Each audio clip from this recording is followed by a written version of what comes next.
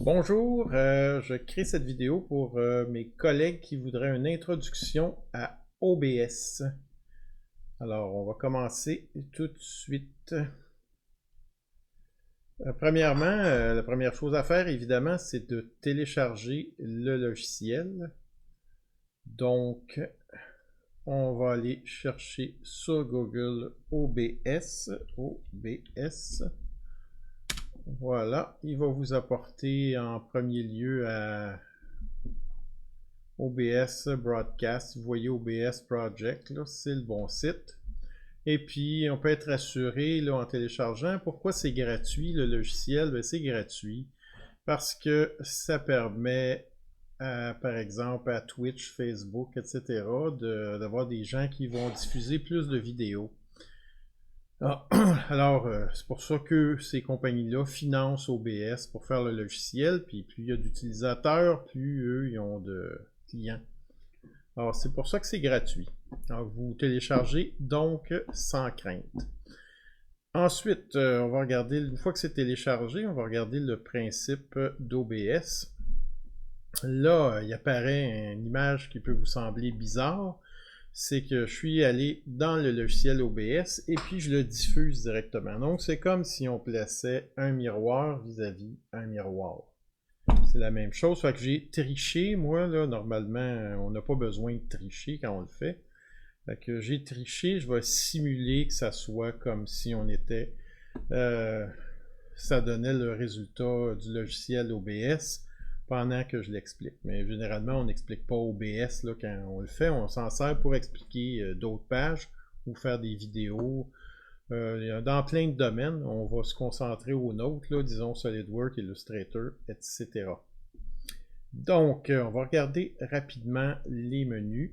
En bas, vous allez, le premier, c'est Scène ici.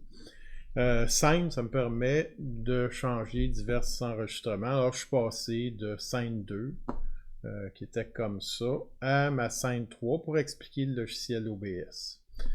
Ça sous-entend aussi, dans ce cas-là, on peut se débrouiller avec un seul écran, mais c'est compliqué. Et puis, si on se débrouille avec un seul écran pendant qu'on fait notre petit disco, ben, on ne peut pas cliquer comme je suis en train de le faire, passer d'un élément à l'autre. Il faut vraiment partir d'une scène, puis c'est fini, ça reste là. Fait que si à un moment donné, je vais enlever ma tête, moi, après un certain temps, ben, je peux pas l'enlever ou la remettre pendant la discussion parce que je serais obligé de faire un Alt-Tab pour passer d'un logiciel à l'autre. Mais c'est possible avec un seul écran, mais c'est un peu plus compliqué.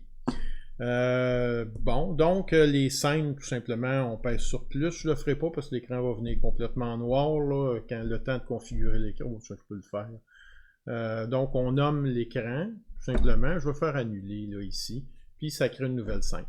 Ensuite, on met des sources sur les scènes. Alors, c'est quoi des sources? J'en ai ici, je vais vous montrer comment est-ce qu'on crée. On pèse tout simplement sur la commande plus, ici, puis on choisit. Par exemple, capture d'écran. Donc, capture d'écran. Je vais sélectionner ça, et puis je vais choisir l'écran. Bon, il donne un nom, on peut l'appeler tomate, par exemple. Voilà, je fais OK. Et puis, vous voyez, il me laisse, moi j'ai 3 écrans, là. Il me laisse choisir mes écrans 1, 2 ou 3. Comme ça. Troisième, ben, c'est OBS par-dessus OBS, là, ce qui fait l'espèce d'effet miroir. Pour faire OK, on va accepter lui juste 2 secondes, je vais l'effacer tout de suite après. Alors, vous voyez le cadre rouge qui est ici, c'est la dimension de mon écran, qui correspond, on va se rendre là un petit peu plus tard, dans les paramètres, dans mon cas à 1900 par je ne sais plus combien là, en hauteur, mais un écran standard, c'est ce qu'on utilise maintenant. Donc, si vous, évidemment, ici, ce qu'on voit, je ne peux pas sélectionner ça, c'est des éléments de l'image, mais le premier dans le coin ici, vous voyez, je peux changer la taille de mon image qui est ici, puis la placer. En règle générale, un écran, ben, on la met plein écran. Comme j'ai fait pour mes autres écrans, mais c'est ça. Je vais la supprimer, celle-là. C'était donc juste pour vous montrer comment est-ce qu'on commence à créer des sources. Vous voyez, j'ai titre qui est ici. Titre, je peux pendant ma discussion, décider, et ça, comme je vous dis, il faut être à plusieurs écrans pour faire ça, là. Je peux décider de l'effacer, tu sais, de la cacher pendant que je parle. Puis vous avez un petit cadenas pour barrer ou débarrer le petit cadenas. Si le cadenas n'est pas barré, ben on peut prendre l'objet puis le déplacer. S'il est barré, on peut pas. On va noter, on va le débarrer, on va faire une autre chose. On a plein d'éléments de modification. Attendez, c'est dans transformer par exemple. Je peux demander de le centrer à l'écran. J'ai diverses options comme ça. C'est beau, on peut le barrer par exemple, puis là je vais l'éteindre. Et il existe plein d'options. Périphérique de capture vidéo qui est ici. C'est un petit vidéo que je fais. On pourrait aller loin dans chaque élément. Ici, par exemple, dans Propriétés, puis configurer la vidéo, etc. Il y a pas mal de choses qu'on peut faire. On va se limiter, là, ça vous jouerez avec. Encore une fois, j'aurais peut-être pu laisser le petit cadenas. Je peux, moi souvent quand je fais des vidéos, je commence avec ma petite tête puis je l'enlève. Mes anciennes vidéos, là c'est parce que j'habite pas dans ma vraie maison, là, je suis temporairement dans un appartement. J'avais derrière moi un écran vert. Un écran vert, en fait j'ai acheté une nappe à 4$ chez Dollarama que je m'étais placé derrière. Donc, on voyait juste ma tête, puis le reste de l'environnement était transparent. Donc, si je vais déplacer le vidéo pour vous expliquer ce que je veux dire. Donc, si j'avais été placé ici, par exemple, ben le reste, ça serait le reste de l'écran. Donc, on va aller resituer ça. Vous notez que ça bloque un petit peu sur les limites. On le sent, hop, quand on le déplace. Puis si on se met par rapport à une image, vous voyez, j'ai une image qui est ici qui bloque. Justement, les images, je vais en reparler et puis je vais parler de l'image titre. Alors, vous voyez, ça, c'est peut-être pas heureux, c'est pas grave, c'est pour le montrer. Mon image est transparente ici. Ça, c'est parce que j'ai pris une image de type PNG. Faites attention, des fois, c'est mieux de prendre, dans ce cas-là, peut-être j'aurais été mieux avec un TIFF ou avec un JPEG. Et puis ici, plus bas, vous voyez, là, j'ai un décroché que je voulais vraiment conserver transparent. Donc, ici, c'était logique de prendre un PNG. Donc, ça accepte tous ces formats de dessin-là. Je vais retirer le titre, on n'en a pas besoin. Donc, c'est avec ça que vous enrichissez vos sources de vos scènes. Donc, vous voyez, je viens de changer de scène.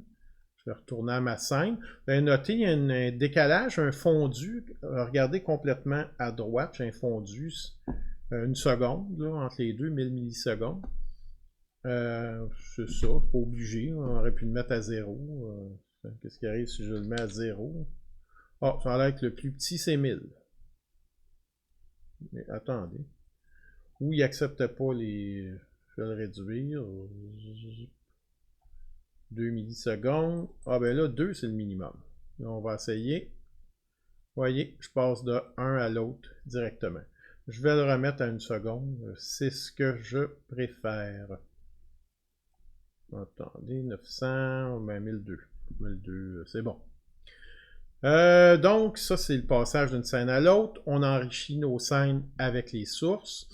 Puis, les images, c'est des images que vous placez, juste vous montrer, très facile. Vous appuyez sur plus. Vous demandez image, là, qui est ici, voilà. Et puis, vous nommez votre image, par exemple, patate, P-A-T-A-T-E.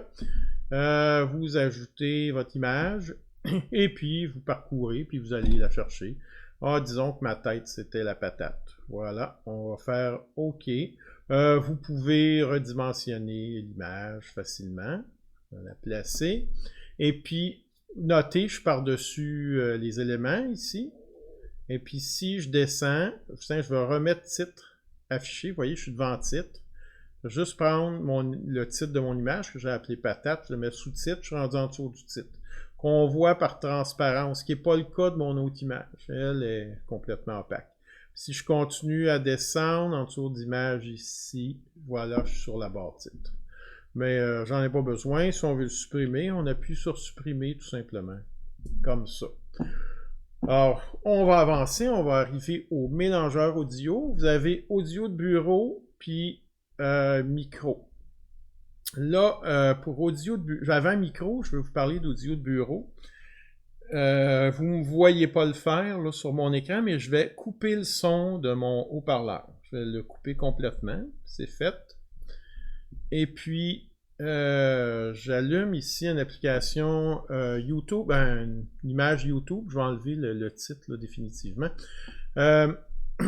Donc, je démarre un YouTube, par exemple. J'ai fait attention, j'ai coupé le son de mon ordinateur. Et puis, je vais démarrer mon vidéo. Fait que je démarre mon vidéo. Ah, et le son était coupé sur Alors, regardez ici, tantôt, vous allez voir, là, je vais le baisser tout de suite. Le son, beaucoup. OK. Vous voyez le son de... Moi, je ne l'entends pas en ce moment, pendant que je fais ma vidéo, là, parce que j'ai coupé le son. Mais vous l'entendez, ça enregistre l'élément. Et vous pouvez baisser le son. Attendez, je vais y aller ici, là. Comme ça aussi. Je vais le baisser de cette façon-là. Il faut faire un test, évidemment, avant de le contrôler. Et puis, si vous allez à un niveau plus avancé, vous pouvez faire, ça, je ne vous le montrerai pas, là, puis c'est compliqué même pour moi, pour l'instant. Vous pouvez faire que quand vous parlez, le son diminue, ici. Ça peut être possible. Puis quand vous arrêtez de parler, hop, ça se remet à monter. Bon, je vais le couper tout de suite. Je vais le fermer. Arrêtez ça. On va retourner à l'autre image. Maintenant, on va parler du micro. Micro, encore ici, évidemment, le petit engrenage, vous pouvez vous en douter, c'est les propriétés. Les filtres. On va aller au filtre. Propriété va vous donner l'emplacement du micro, ces choses-là. Audio avancé. Aujourd'hui, on ne fait pas d'avancé, mais même si c'est semi-avancé, filtre, je vais vous en parler tout de suite. Et vous allez voir, moi, pour l'instant, j'ai juste 2 filtres d'installer. Parce que je ne suis pas encore super professionnel. Mes professionnels, vraiment, installent des filtres plus avancés. Alors, vous avez ici suppression du bruit. Alors, suppression du bruit, je l'ai réglé à 30 décibels. Ça évite, là, s'il y a un petit bruit à côté, à gauche, là, de ne pas paraître dans ma vidéo. Ça fait plus agréable pour la personne qui l'écoute. Et puis, j'ai gain. Je ne sais pas si vous allez avoir ce problème-là. Je l'ai mis à plus 10 décibels. Gain, moi, à toutes les fois que je fais des vidéos, je trouvais que ma voix n'était pas assez forte. Alors, j'ai augmenté par là à 10 décibels. Comment on fait? Ben, c'est simple, on pèse sur plus, puis on choisit le type de filtre. Fait que je vais les laisser comme ça. Alors, on a fait pas mal de tours. Comment est-ce qu'on enregistre? Eh bien, vous ne ferez pas ce qu'on appelle du streaming, qu'on voit ici, commencer le streaming. Nous, ce qu'on veut généralement, c'est juste enregistrer une image, une vidéo. Alors, vous pesez sur, on ne le voit pas ici, mais c'est démarrer l'enregistrement. Et puis, quand vous avez fini, vous faites terminer l'enregistrement. Assurez-vous, quand vous allez commencer, la première chose à regarder, c'est les paramètres. Généralement, les paramètres par défaut vont fonctionner pour vous. Là. Je vais juste vous montrer sortie. Mais évidemment, là, je n'ai pas accès, il est en gris parce que je suis en enregistrement en ce moment. J'ai MP4. Il vous avertit ici que c'est la fin du monde si vous prenez MP4 parce que si jamais il arrive un petit bug, vous allez tout perdre. Moi, j'ai tout le temps pris MP4 et ça fonctionne bien, là. Donc, j'ai réglé par défaut, je n'ai pas touché aux choses. Quand vous allez être plus pro, par exemple, j'étais à 44 MHz pour la fréquence d'échantillonnage. Il paraît que c'est mieux 48, mais qu'il y a des ajustements à faire dans l'ordinateur. Je n'ai pas touché à ça, etc.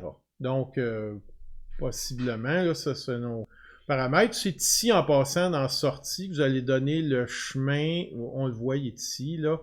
Chemin d'accès de l'enregistrement. C'est là que vous allez donner le chemin à quel endroit vous sauvez vos enregistrements. Puis une fois que c'est fini, vous avez un MP4 que vous avez juste à aller verser. Vous ouvrez un compte YouTube, par exemple, puis vous versez l'icône dans YouTube. Vous répondez aux questions. Je vous conseille de mettre pas de publicité, là, que c'est un document avec lequel vous ne faites pas d'argent. Comme ça, il n'y aura pas de publicité pendant vos vidéos. Et puis, c'est tout. Vous devriez pouvoir vous amuser avec cela. Je vous souhaite bonne chance. Puis, si vous êtes de mes collègues, ben, n'hésitez pas à me contacter pour avoir plus d'informations si je suis capable de vous les fournir, évidemment. Merci beaucoup.